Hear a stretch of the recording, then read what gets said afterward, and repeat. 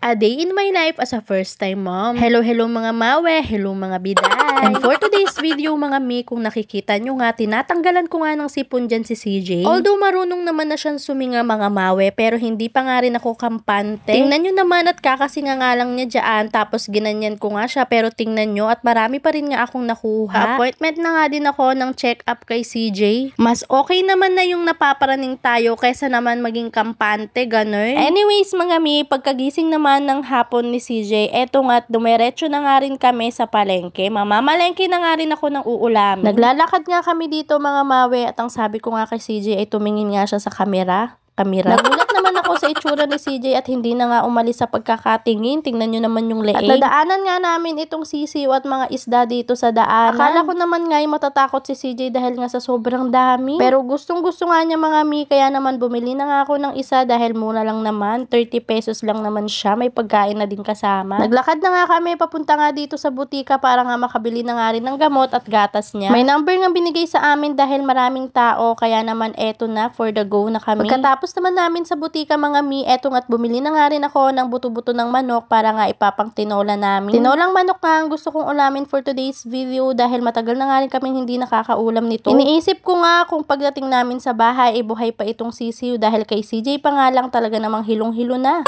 Kaya naman sabi ko, ako na nga magdadala niyan anak para naman buhay pa rin yan pagdating natin sa bahay.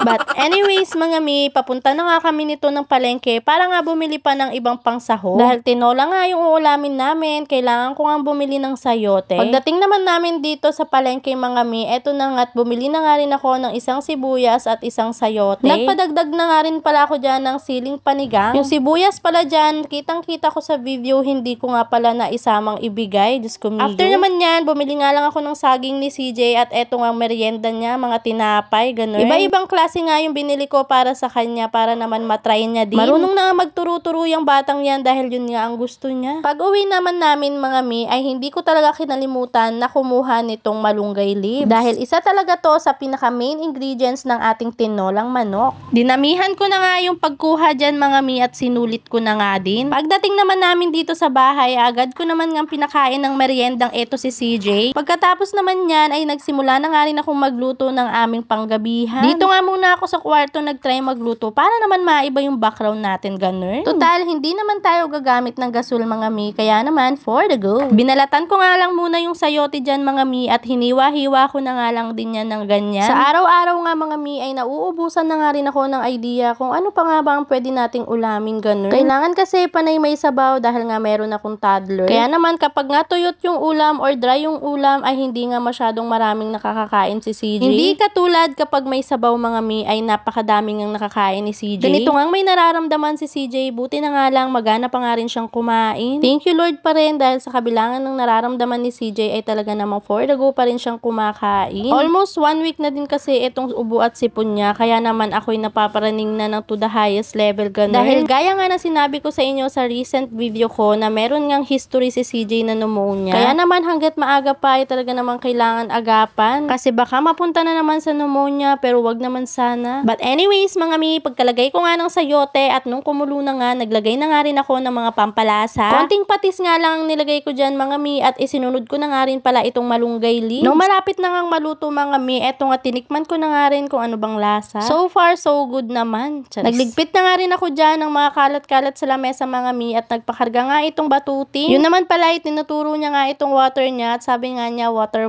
daw, ganun. Nung maluto na nga iluluto ko mga mi ay naghain na nga rin ako ng pagkain ni CJ. Naglagay nga ako dyan ng sayote at maraming sabaw mga mi. Tawang-tawa talaga ako sa reaction ni CJ dahil ninit daw, mainit daw yun, gano'n. Disclaimer lang po sa lahat po ng nanonood. Tuwing kumakain lang po si CJ, pinapanood ko po siya sa tablet. Oh, siya mga mi, salamat sa pagtanaw. Ay, Bisaya day ko.